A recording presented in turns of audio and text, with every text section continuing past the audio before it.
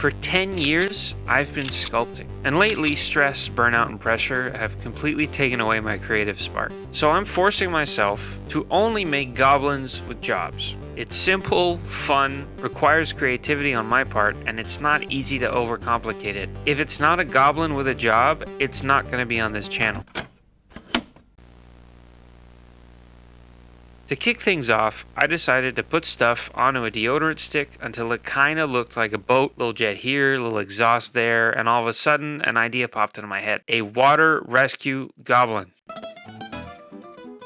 I pictured this goblin as a sort of supporting member to larger rescue boats that are better equipped to search and rescue, maybe even mounted with anti-sea monster harpoon guns. This little dinghy is just for getting up close to a stranded or drowning goblin. Pick him up and zoom off towards an EMS boat or to the shore. It's supposed to be small and easy to maneuver, so it's quite vulnerable to the ocean and the things that live in it. This means that the goblins who drive these are the highest octane, pedal to the metal adrenaline junkies in the Goblin Water Rescue Service. The survival rate for a patient recovery vehicle operator is 50%, meaning most, if not all, who work this job try to get onto a different assignment as quickly as possible. Because of the death toll and the low level of experience required for the job, the pay is among the highest in the service. Most assignments are for answering calls from Leviathan or Kraken attacks on fishing boats and oil rigs. This kind of project is usually a two-part process. I'll do what I can with bits of scrap, and then I'll spray paint it black. The spray paint I use is the cheap stuff I can get at Canadian Tire pretty easily, and that stuff doesn't mix well with Super Sculpey. For some reason, it always comes out sticky and tacky, and when you try to paint it, it ruins all your brushes. It's just a nightmare. So what I do is, I do what I can in scraps, then I cover it in the cheap spray paint. Then I make all my custom build parts in Super Sculpey. Lately, it's just the goblin himself and then the seat he's on, because I have to find a way to hold the goblin while I'm working on him. And it's pretty convenient to just do the seat first, bake that, put the goblin on, and then work on it while I can. So the seat, the stretcher, the goblin is all Super Sculpey. Once all of that is done, I can spray paint it as a base color. The spray paint I use that works on Super Sculpey is a water-based spray paint. It's a little more expensive. It's a little harder to find. I usually have to order it online. In order for all of this to work out, I do a base color, the cheap spray paint. I go on top with a water-based spray paint. To do the water, I used tin foil to kind of keep the costs down a little bit, and then I covered that in hot glue. Then I would paint the hot glue, add some water effects on top so that I have a pretty basic shape that I'm able to use. I use blue as a base color for this piece because I thought it would make the orange pop a little better, and it did. I wanted to have a nice contrast of orange and blue.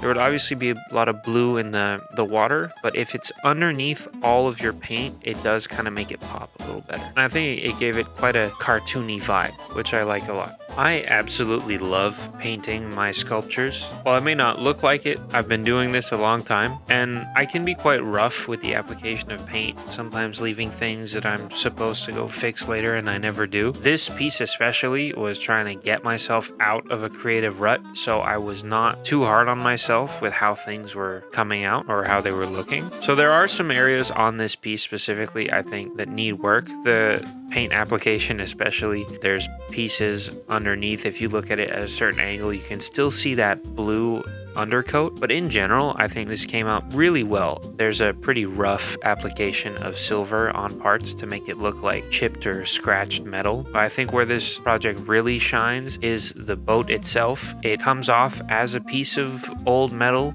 It's not rusted, but eventually you're gonna see I put a little bit of like green slime on it to make it come out right. And the writing on the little compartment, which has a surprise inside, by the way, so you're gonna want to skip it.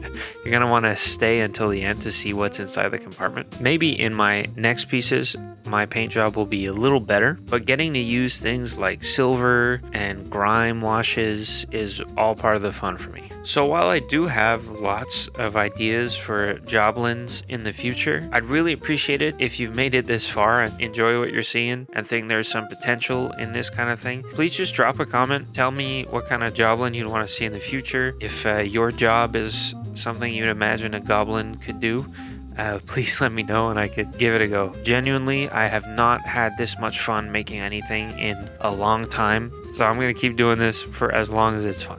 The general procedure for the patient recovery vehicle is to zip into the wreckage, locate one patient at a time, lower its flotation hook, raise and lower the patient onto the stretcher on the back, and speed off as soon as possible. There's only one compartment on the vehicle, which is for a small sea monster repellent. Now that we've set up the vehicle and job description, all that's left is the driver himself. Zibbit is fairly new to the job, only having worked 3 months so far, and he loves the adrenaline rush he gets from hopping waves past a massive tentacle coming straight towards him. However, he knows his days are numbered and is only doing this to pad out his CV. What Zibbit really wants is to be a heavy mech operator, so he's saving up his paychecks to pay for his course, license, and a modest starter mech. The road to working as a mech operator is long and competitive, since the hours are short, but the pay is even higher than what he gets for risking his life on a PRV. But even after a short time, Zibbit is considered a natural, with a heavy promotion on its way if he wants to keep working for the Water Rescue Service.